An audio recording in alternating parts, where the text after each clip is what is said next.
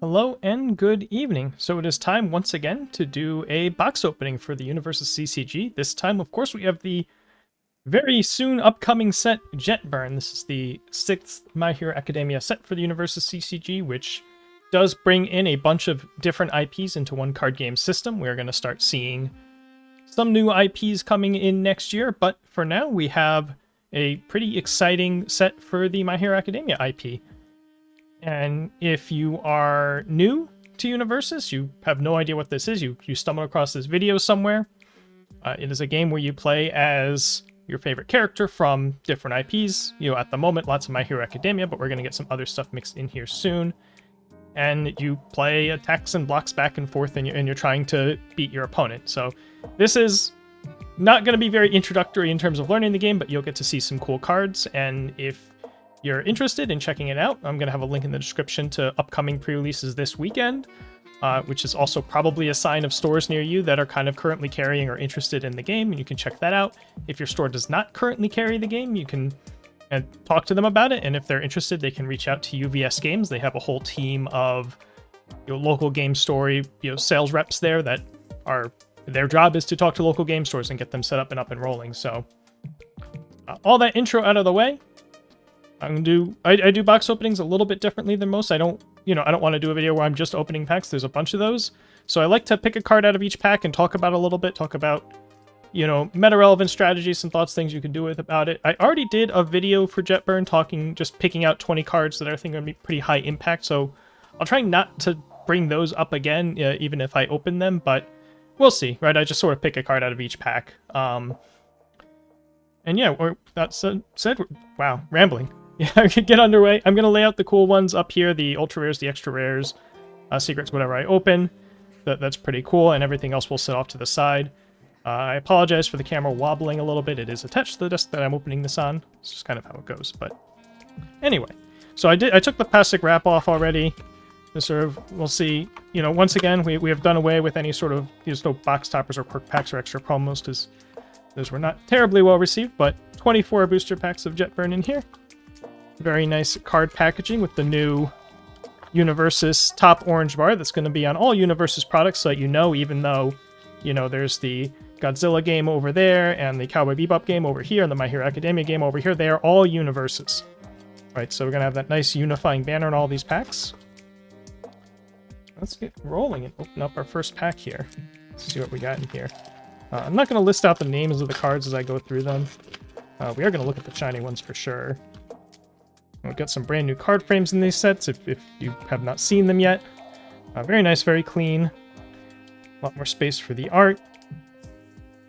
There we go. Hey, we have a stylish threads. Pretty neat one. And a hood. Each pack is going to come with a character card. Let's see, out of this one... let's talk about Gusty Buffett. This is an intriguing card. In my opinion. I'll try to fight with my camera focus here. Hey, cool, we got it to work. So this thing, the sort of upper bound of this, right, is, oh my god, I'm gonna get to play like a 4 difficulty, 4 mid for 8, 4 mid for 9. It's pretty enticing, and like, I think a lot of people are gonna get put off by just seeing that, 4 low for 2 on its face, but it has charge and range. It has 2 relevant keywords you might want for whatever reason. It could be a charge move for A or Deku 5 is coming to mind as something that you might do there. A range move for any Death Best Genus aspirations, perhaps. But I think, like, in most cases, this is at least, you're probably not playing it on tier 2, but it's at least going to be a 4 low 4, 4 low 5. If you're behind on Foundations bad enough that playing the 5 diff is possibly scary, then it's a 4 diff. I'm really excited to I want to put this card in some... I want to force it into some decks, even if I'm not sure about it, just to play with it some and get a feel for it. That's definitely one I have to really get on the table and to really understand how good or not good it is. Oh yeah, that's right, we have cool new card backs now too. Very nice. I like the new card backs quite a bit, personally. Alright. Here, go through our commons. You'll notice also a new feature of these card frames is that you can tell a card's rarity by the type of frame it has. So the commons are going to have this not quite flat, but kind of just a sheen background, and then the uncommons are going to have a bit of texturing on their text box. And then when you get to the rares, they're going to have a semi-transparent texture to the text box and Air Force style. Very good. And hey, it's Jiro too. Yeah, well, I didn't talk about characters in the other video. We should talk a little bit about Jiro too. So, the thing that jumps out at me about Jiro 2 is that we have really over the last couple of formats, like the last couple of metas, we've seen water 7-handers just kind of pack a bunch of defense and make a splash every now and again. You know, of course, my own Ibarra deck comes to mind. The Todoroki 1 that Carson Panos took second at US Nationals with comes to mind.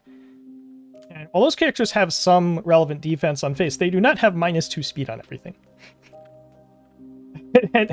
and you know, that's sort of a baseline really good defensive ability for a 7-hander to have.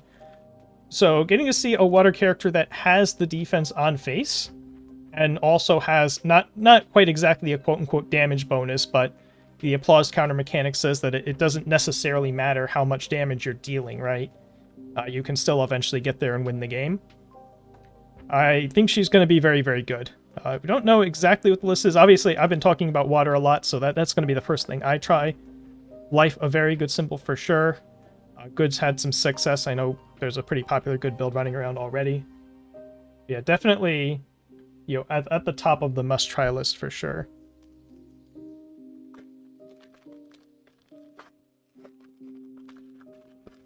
And in this set, they say 1 in every 18 packs has an alternate art character in this set, so I'm hoping we do get one of those. It's not necessarily a guarantee in any given box. It is a random 1 in 18. I see the edges of what is probably an ultra rare frame. We'll talk to when we get to that. Oh, XSR, never mind. Probably an ultra rare behind it. Alright, so we're talking about this guy, so... But we're just going to look at the shiny for a little bit. Hero's Upbringing. This is XSR, means this is an extra secret rare. These are just about the, probably, aside from Chromes, these are just about the rarest cards that you're going to see in the set. Very happy to see that. And, oh goodness, a double secret rare pack? Holy heck. Wow. Alright, so we got the secret rare Falling Skies and the extra secret rare Hero's Upbringing, both cards that I brought up in my top 20 video, and then Osprey 3 hanging out behind them. I guess I don't really need to talk about either of these cards, but we open the XSR, we talk about the XSR, right? Alright, so this can hang out right there. The lighting on the full mat's not very good, huh? I don't really have a lot of shine on those. I'm gonna turn on a backlight here and see if that does anything. A little bit, still not great. Yeah. Hero's Upbringing. I should be kind of gentle with this one, huh? This... Man, it is hard to know, you know, it is very easy to say at a bare minimum you put 2 or 3 of these in the sideboard of most decks that can run it. This is one of those, a defensive water card that you could put in your Jiro decks, for instance. That is a valid place you could slap that in the sideboard. It'll be interesting to see how many of these end up living in main decks. I think of a card like Nullify, which had a much worse block that started to see some 1 to 2x main deck play recently. And this could fit that mold where you put 1 or 2 in your main, and when it's good, it'll, you know, can really disrupt an opponent's turn, and they see you check it into your discard pile. Now they have to deal with the possibility that you have more, things like that. And then a couple more in the sideboard. This is almost certainly going to be a meta impact of some kind, and we'll have to see how it plays out. Alright, you know what? Oh, no, we're going to lay... The way we lay this out, we're definitely going to see those kanji as we do this here. Wow. Double... Alright, well... Short of opening a Chrome, I think we found our hottest pack. That's going to be... That's not getting beat. That is a double secret rare pack. Oh, man. Alright. Got some pretty good commons in this set. And we have a more power. Alright, so this is an unfortunate misprint in this set. This card has a +2 mid block if you encounter this at your pre-release. That is missing from the card. We have Ryuko, of course. But otherwise... we should highlight Strength and Beauty, huh? This is a card that I've definitely been thinking about a lot as I start to build my initial Jetburn deck lists. I'm not sure how many of this card it gets sort of like the other one, but the last one talking Hero's Upbringing, but this is a foundation, so you can just slam 3 of those in your main deck and have the disruption that this thing offers. If you have any mid attacks at all, and the idea of giving them speed is a interesting idea. It's a low block on the alt symbol, which is almost instantly makes a card playable on that symbol right now. Just the state of things on that symbol and its low blocks. But yeah, locking a card into your rival's card pool is very good right now. Not only because of obviously Capture Evildoer plans, but also cards like Phantom Threat. Everything that Ryuko is doing pretty much. You know, Ryuko right here. Pretty much everything she's doing gets messed up a bit by Strength and Beauty. They will come after this with their flip for sure. So if you can partner it with a Saving Bakugo or a Chivalrous Competitor, that's pretty helpful. But yeah, a very good, very relevant piece of tech, and it's hard to notice things like this, you know, during card previews. Just say, here's some new cards, here's some new cards, here's some new cards, and you don't process how much like the right 1 or 2 tech pieces can kind of shift the meta a little bit. I don't think I quite called this out in my top list before, but it's definitely a pretty relevant one.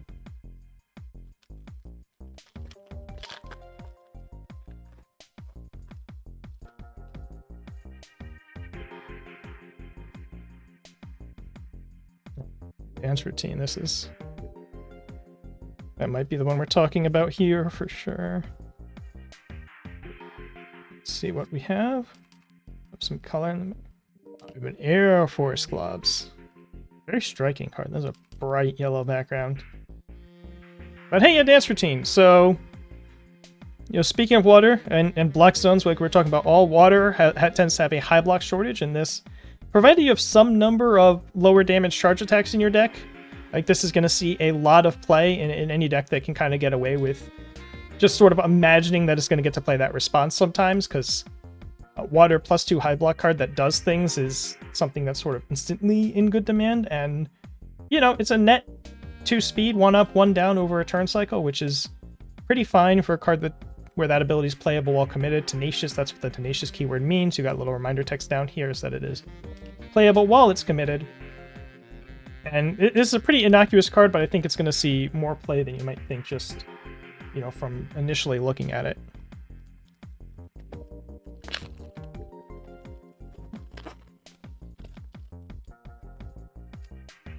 Now, we haven't opened an ultra rare yet because we were busy opening 2 secret rares.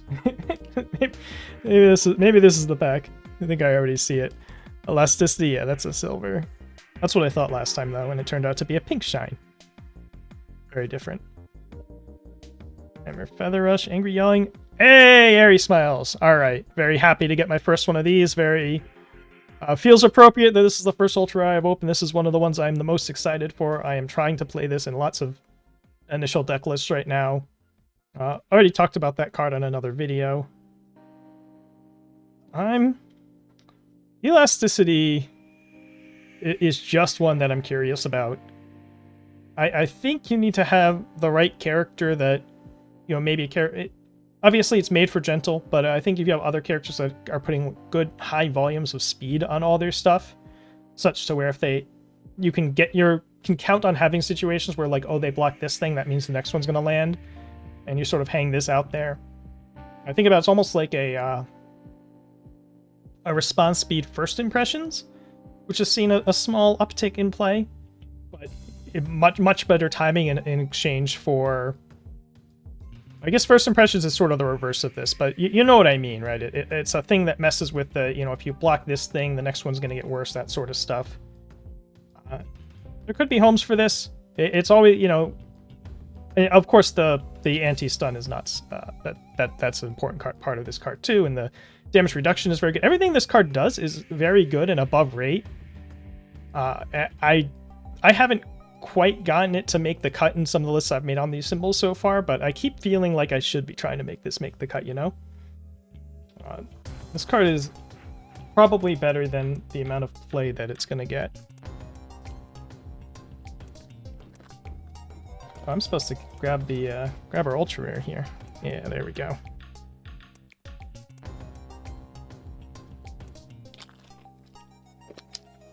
I said we sort of front loaded this box. It's not downhill from here, but it can't really go up. We've already gotten our double secret rare. Titan Cliff. Hey, a breakdancing. A lot of people are very excited for. Let's talk about the old best genus here, huh? This guy right now, it is the aggressive level, the aggressiveness of this meta. It is pretty hard to figure out where to pin this guy, because in theory, if it's an aggro-heavy meta, then sticking something in their card pool is very, very good. You know, on the other hand, you know, I'm not sure how much a sort of medium speed or defensively minded 7-hander is going to be able to hang, even with something as good as that Pool Flood. But I think if you know, can mix him with the right things. I mean, for instance, Ares Smiles in Best Genus seems like it could be quite good, provided you can keep them off of Capture Evildoers momentum at least. I think you can probably hang in there well enough, and you sort of work the card advantage game, almost like a different shape of Shigaraki 3, right? Where he can also draw a bazillion cards, but it's a little more random and chaotic. Whereas Genus, if you're sort of working at it, you know, if you're playing to his strengths, you can get more cards and just try to win the game through card quality and quantity, sort of thing. Also, the ranged attack selection on that all-in good symbol is a little awkward right now, is the other thing, but it's not too bad. I feel pretty okay about the initial list I have for that guy.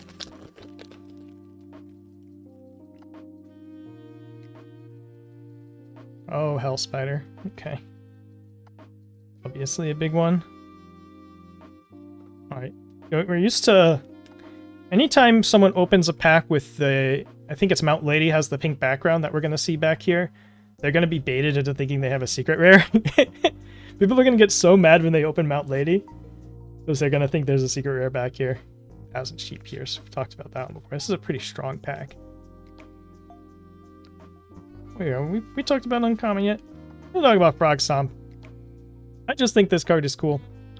In the right deck, it is a 3 difficulty, 4 low for 4 with the +1 high block. Coming back to the water and high block conversation, there's now a bunch of water cards that want you to play charges, and we just talked about one earlier that wants you to play charges that might deal 4 damage. And that's, you know, that's certainly where this card is living, although you know, the characters that come to mind that would be playing this card are giving more damage to it. But anyway, and we've seen a bunch of like 3 difficulty stats cards in this format that have largely not gotten much play, but I wonder if this one might be good enough to show up in a couple copies, even though it doesn't have Fierce Wing symbol, which is definitely a reason why we might see some more 3 difficulty attacks get played. And maybe once people play some 3 diffs with their Fierce Wings, they decide like, oh, this is pretty cool. Maybe I'll play this Frog Stomp card too in my Asui 3 deck or Kamui Woods 1 deck or what have you.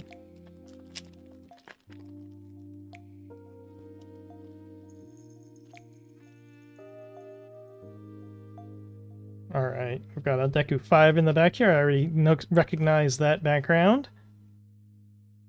Cannon. We've got Always Cool. Deku 5. Hey, I wanted to talk about Always Cool anyway. I almost put this on my top 20, but I don't know how much play it's actually going to see. So I'm coming back against the all low block thing. This is a good, generically useful card with a low block for your all decks. Older versions of this card were sneaky high impact. Being able to blow up a foundation to say, you know, this home run comet's just going to deal 4 is a pretty big deal, or this cannon blast is just going to do 5. You know, setting aside that's not going to help against Giro 1 dot, but in other cases, right, against the Momos of the world and things like that. I think a lot of people are going to like look at the enhance and it's kind of like weird and awkward and kind of beneficial, but still kind of weird, right? You would have to flip this card somehow if you want to get out of your card pool. You know, there's this no cheat clause on it. But nonetheless, I think you think of this as that responsibility first, and then sometimes you'll be able to convert this to 2 foundations in a way that feels pretty good for you. It's also a taunt for Cammy. I just noticed that. That's kind of neat and interesting. I wonder... I think Cammy decks should probably play that card if they can, right? It's good enough. That can be a way to, in your hand, it'll make an attack 0. If you put it in your stage, it'll at least keep an attack you might have to 0 otherwise under control. I haven't put together my first Cammy list yet. Alright, we've got a different shine back here, I think. Let's see. Let's just get... Oh, hey, it's an XR Viral Cosmos. That's cool. It's got a neat little... almost an aura foil. Despite the relative simplicity of the art, this looks quite good. So the common version of this, right, because this is an XR of... Well, it's an XR of an uncommon. Like the uncommon version of this, you'd have this black frame, and now your XRs, no matter... Aside from just being foil, you will know in XR because it has no border. Right, and this is a change that they've made. Really cool. Makes the XRs look really good, makes them stand out. Probably going to increase their value. XRs were already holding pretty good value the past couple sets. And Viral Cosmos is a card that people are kind of into. And then we have a Tasty Riff. Crazy, crazy card. I should actually talk about one of these.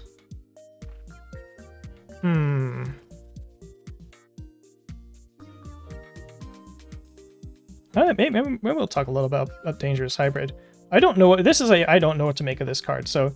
That 5 is a lie. It is a 2 difficulty for pretty much all purposes, and I'm wondering if you don't have the difficulty theme going on, but your deck, if you generate momentum...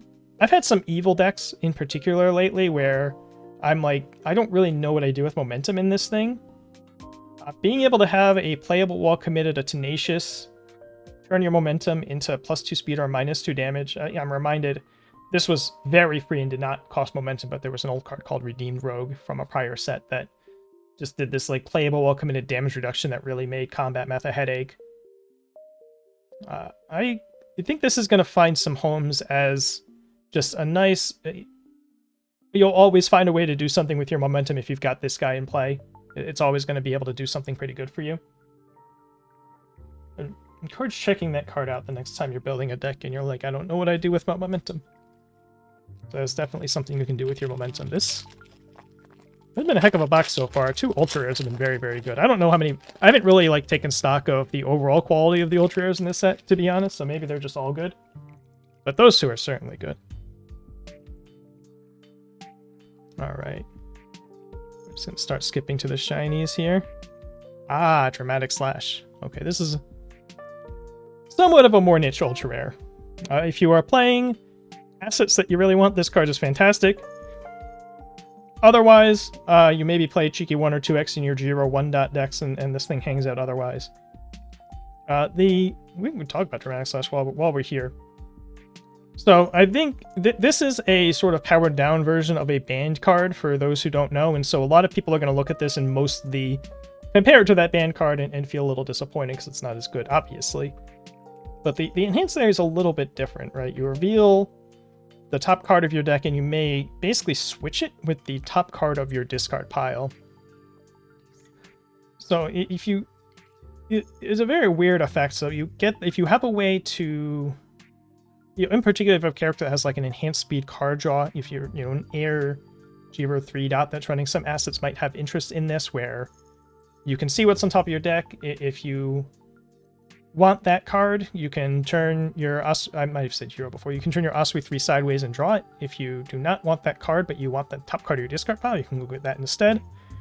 If you don't really want either, you can pick whichever one has the higher check, right, etc., etc. If you've discarded a momentum right to the top ability, then you've definitely got an attack you can put on top and draw. So I think like this is going to have some homes. It obviously will not be getting itself banned anytime soon. But I think people maybe haven't processed the exact nature of that second ability enough, because it is different from what the original was doing.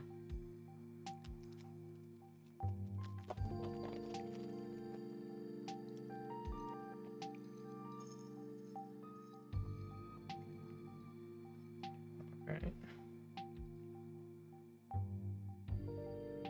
Green beam. Bring it on. It's a pretty good one. Comely words. Let's see. I've already taken away 20 cards to make it hard to always find things to talk about here, but problem solving. Again, with the water high block, generic, always good high block you can put in your water decks. It has anti-stun. We've seen keeping areas safe be ubiquitous. Granted, it's a 0 difficulty, but 1 difficulty, not functionally much more than 0 most of the time, right? It usually doesn't matter that difference between 1 and 0, and has the same ability and has a high block on it, and has even another ability. If you have some way to discard cards, you can get a little benefit out of it. I wouldn't feel too attached to, you don't have to be able to play that top response or put this in your deck. Just remember that it is keeping Aerie safe with a high block, and probably play it at about the rate that means, right? Especially, I think this is especially going to see play in water decks. I think Air and Chaos are pretty thin on good anti-stun abilities as well. Really, all 3 of these symbols kind of really needed this card. So that one I think we're going to see, you're going to see a lot of. Get used to seeing Nejire copying Asui's face a lot over the coming months.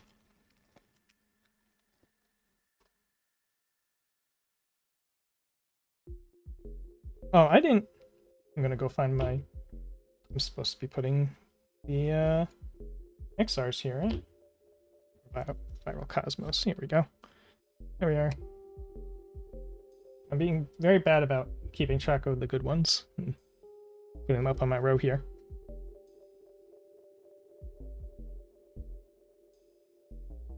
Oh, I think we might have a character. We have new number 1, very, very good card, and the Alt Art Ida 3. Heck yeah. So this is the style of the alt arts. They have this sort of like casual, high-tech, futuristic wear going on here.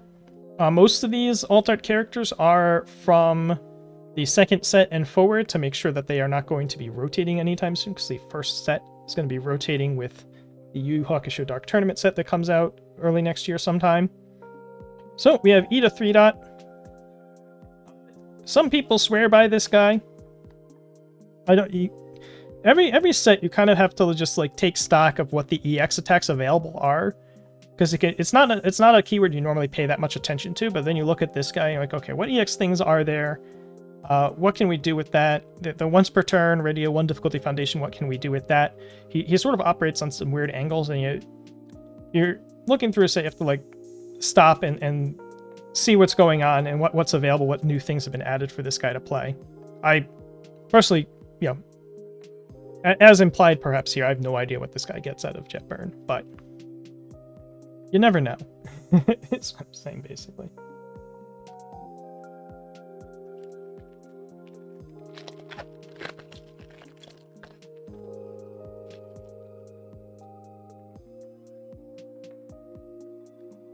Right. Rush back here. Oh, wow. All right, can we look at the... Oh my goodness, the foiling on this. Oh, this is an extra rare, ultra rare. Wow. That is a heck of a foil pattern. It's kind of broken. You have the impact foiling. It is, of course, frameless. An interesting card. I'm still not sure what Pageant Queen. Very, very appropriately loud, very good card.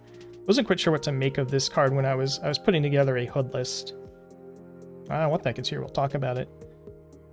So this one's weird because it wants you to be playing this like multiple 6 difficulty attack theme, and it's a 5-hander that's not necessarily going to build very fast.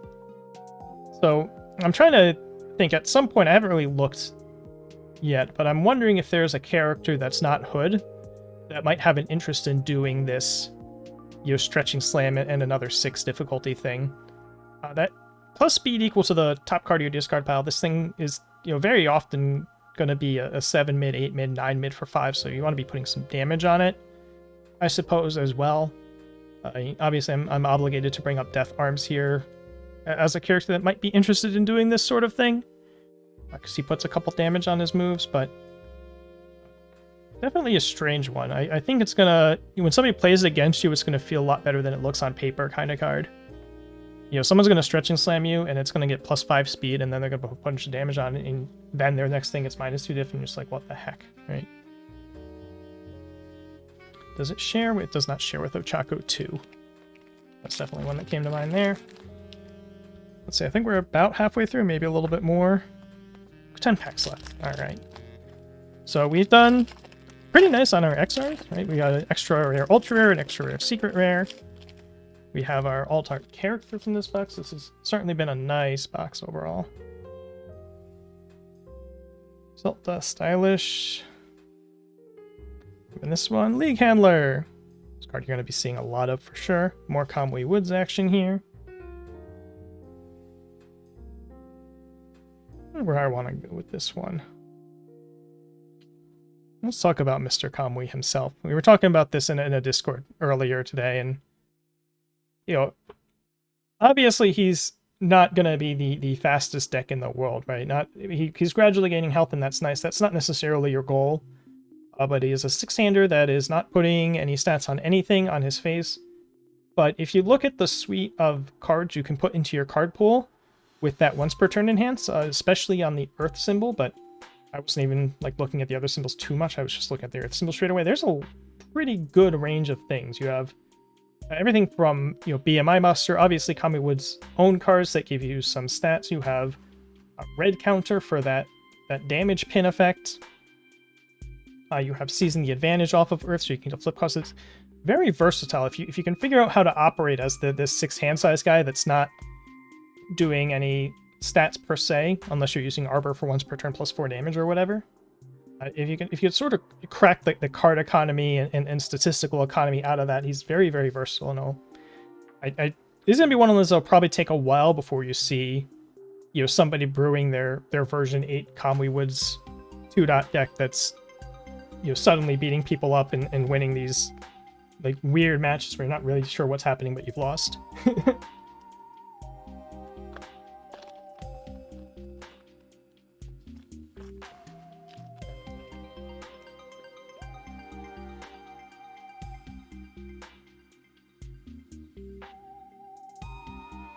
Alright. See here, we have the old Dragon Strike. We'll be seeing plenty of that one. Where are we at? Kinda wanna talk. This is a bit of a repeat of something I already talked about, but I'm talking about Tunk Tank. This card has the evil symbol and is a 3 difficulty attack that does ostensibly a pretty good damage number. And we're talking about this a little bit with the Frog Stomp.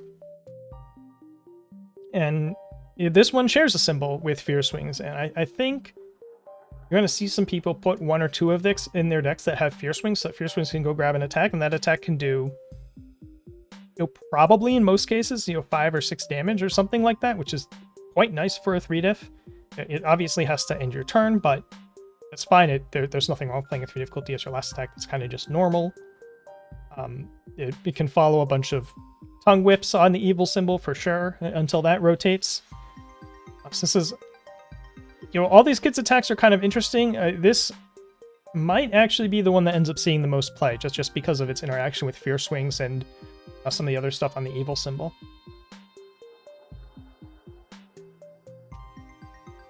Water right here.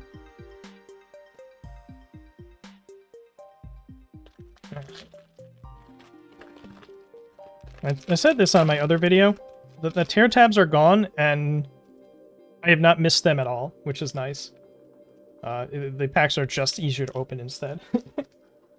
And honestly, like, I don't have... The tear tabs, after a little while, will give you some sort of, you know, rubbing irritation on your fingers and stuff. I don't think I'm going to have that problem with this set. I think when I go through my personal, you know, case plus that I got, it's going to be much, much easier on my hands whenever I get around to doing that. Ooh. Man, Frog Strike looks good. This is just the normal rare. Man, what's the XR of this thing look like? Ooh, boy. We're already here. This is another one that really all of Osprey's attacks are, you kind of look at it and go, and These attacks feel good, but they're all a little weirdly shaped. Right? This, target seal, just for existing is very, very good. People have played a lot of the name I'm missing, the 5 high 3 4 diff Deku attack from the last set has seen a bunch of play just to sort of snipe things out on your attack turns. This one does real damage though, right? This one does 7 damage if you think it's going to land, and it has a deadlock ability, and it's mid and it has the mid block and etc. And it's like kick, which on these symbols doesn't have much, if any, sort of on trait themed stuff per se, aside from Asui 1 herself. But still, it's doing quite a bit of work here. I think I would want to see this plugged into some Asui 1 decks. This is certainly points for the idea of running Air Asui 1. Plays nice with, you're already probably playing Nedria Wave in that one. This is another one in that space. But yeah, certainly a good card. It's not always easy to play every good card on the planet, but that is a good one.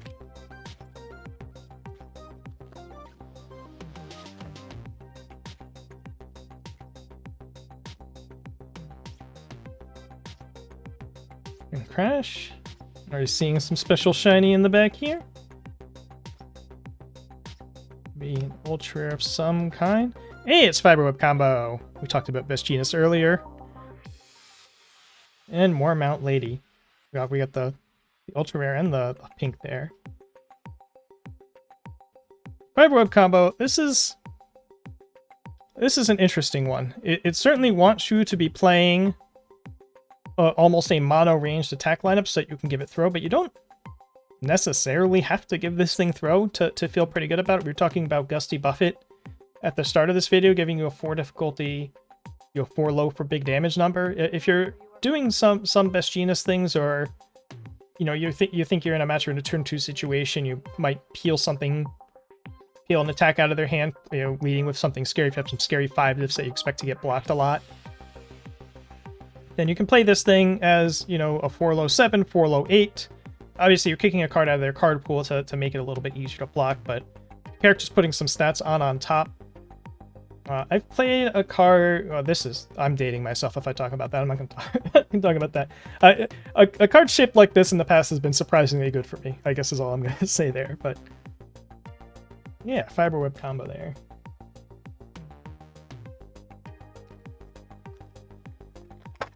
And I was reaching back to like 2014 or something. My goodness. The game's been running for 17 years, by the way. We're closing on an 18 in a couple months here. Very good game system. It is required to last that long. Alright. This guy. That's going to be a gentle character card in the back here. Learning the edges of the card from Living Spikes. Oh, it's Nasa. What am I talking about here? Talking about Arbor School. So we were talking about Kamui a little bit earlier. This is not strictly Kamui only. Kamui might be the only one that chooses not to clear it. Because, the circumstances where going into your own turn, you're going to want to trade this for a face-up foundation before your draw step are very thin. Like, I'm not quite sure what would make you want to do that, but even just playing this, people play Teamwork, right, as an action that has enhanced +5 damage and maybe does something blocking. This has enhanced +4 damage, doesn't have the requirements that Teamwork has with the symbol stuff, if I'm remembering correctly. And you can also enhance Surprise at your hand -3 speed. This is, and it's a breaker 1 low block with a nice +2 block mod. I think this card is basically what I'm saying is this card is not character only. This card I think you can put into other decks with a straight face as a nice, probably a 1x, the 1x trick action card that can really shift the game just by surprising your opponent by not necessarily expecting you to pull something like that out.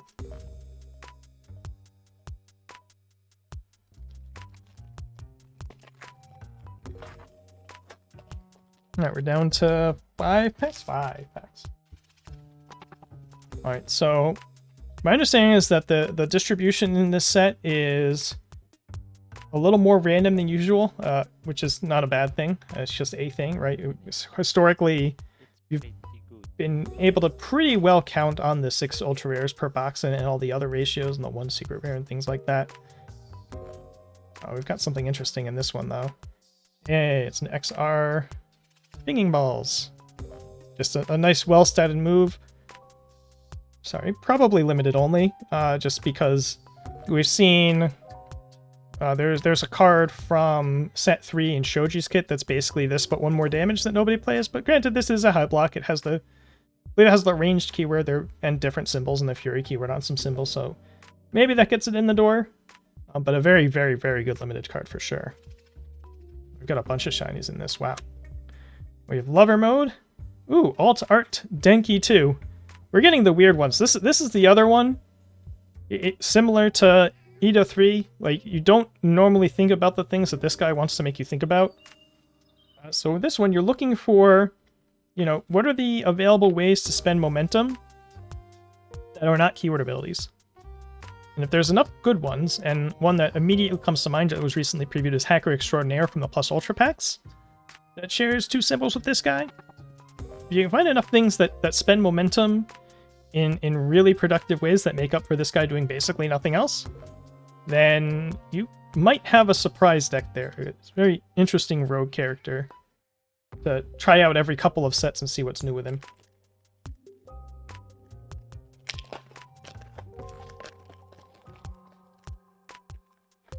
Oh, open this case up. More elasticity.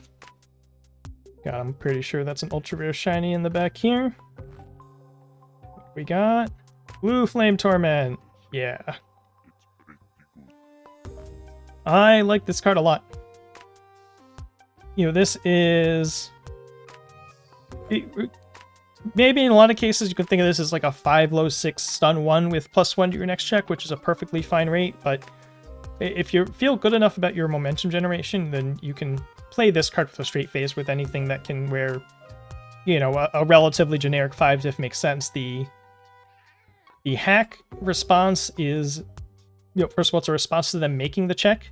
So, you know, it has the failing doesn't end clause. We've seen some cards with the -2 to the next check and failing doesn't end that just, they'll eat a foundation most of the time.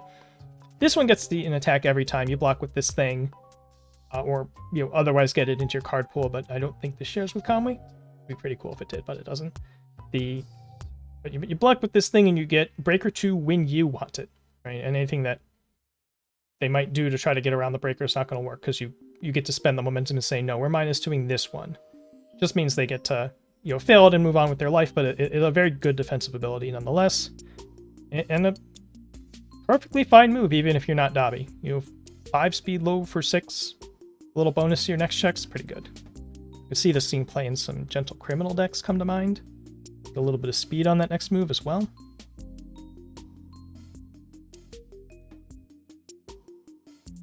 Alright. 3 more, we are... I think we're technically -1 ultra rare. We've gotten our 4 X stars average per box. We'll see if we... This is above average box already, just because we got the 2 alt arts, and obviously, you know, an XSR is a good box. I'm just keeping track of the rarity counts. That's something people are kind of interested in, just like how random it is. I think we're gonna hit a pretty decent middle ground here. Provisional Pursuit. Oh, that's a rare. I didn't register. This is a cool, like, bubble pattern on it. That's neat. Endeavor 3.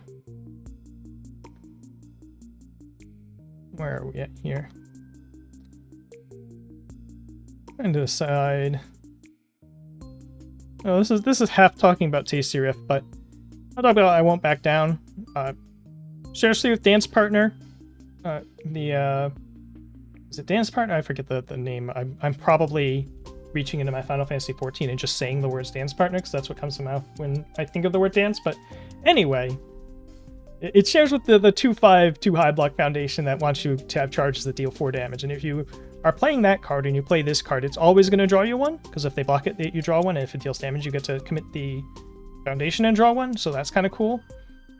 And the Deadlock Echo, Also a pretty neat ability to have. That's a pretty relevant deadlock that maybe won't make your opponent pin themselves at 10 foundations, but if they go over, you're going to get something out of it for sure. You know, again, it has the words applause counters on it. You might see some decks playing Tasty Riff for its, you know, in non-Giro 2 decks. This will probably tag along with it at a fairly decent clip. You'll see Tasty Riff decks running this card as an extra way to maybe get some applause counters, maybe just guaranteed land a move, that sort of thing. But even outside of that, you know, 3 keywords on it, I could see this sneaking into some other decks as well. Just as the 4/4 maybe cantrip kind of thing with a deadlock ability on it.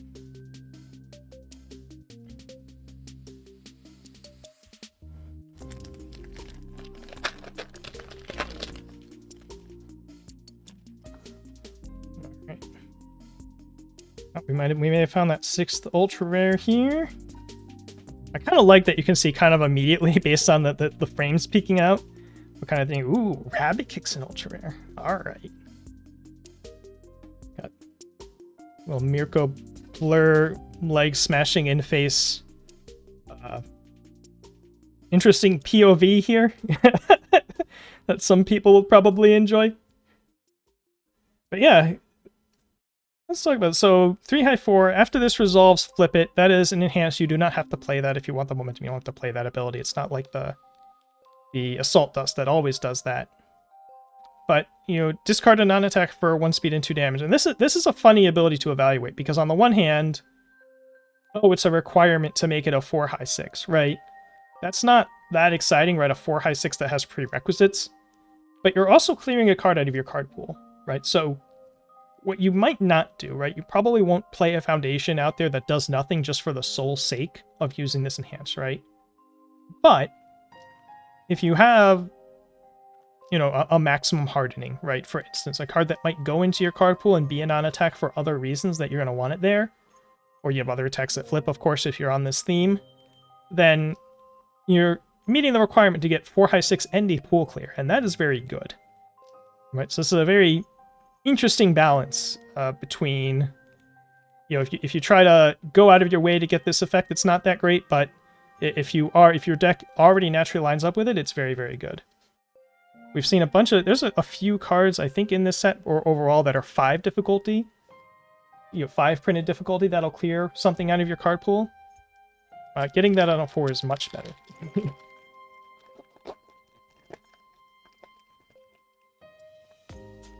And our final pack.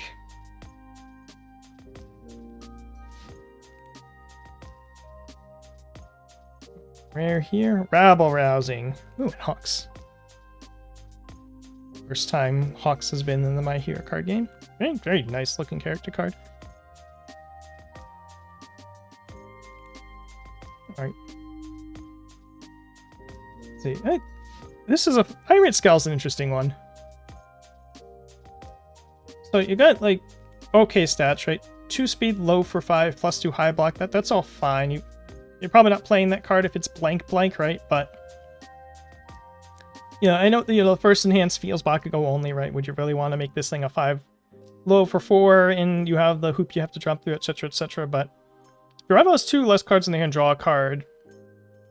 It's going to make this cantrippy often enough in some matchups that is kind of interesting, right?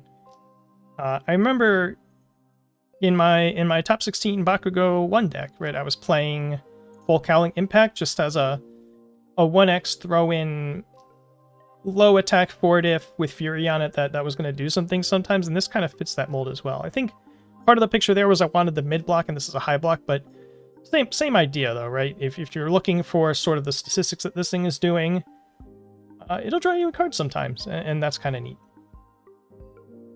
And that will do it for our Jetburn box opening. So we talked about a bunch of cards. We opened some good ones, for sure. We got our first Falling Skies out of the way. We got a nice XSR Heroes Upbringing, first Aries Smiles. Pretty happy about that. Gonna be doing some thinking about, you know, what stuff can use Rabbit Kick that's not too terribly obvious. That'll be kind of fun to think about. Yeah, we'll hang it up here. It's been a nice around 50 minutes is kind of what these things normally come in at, and we hit that mark. And I've got a pre-release in a few hours. We're doing a midnight pre-release night, so we're gonna go get ready for that. All right, take care. Have a good night.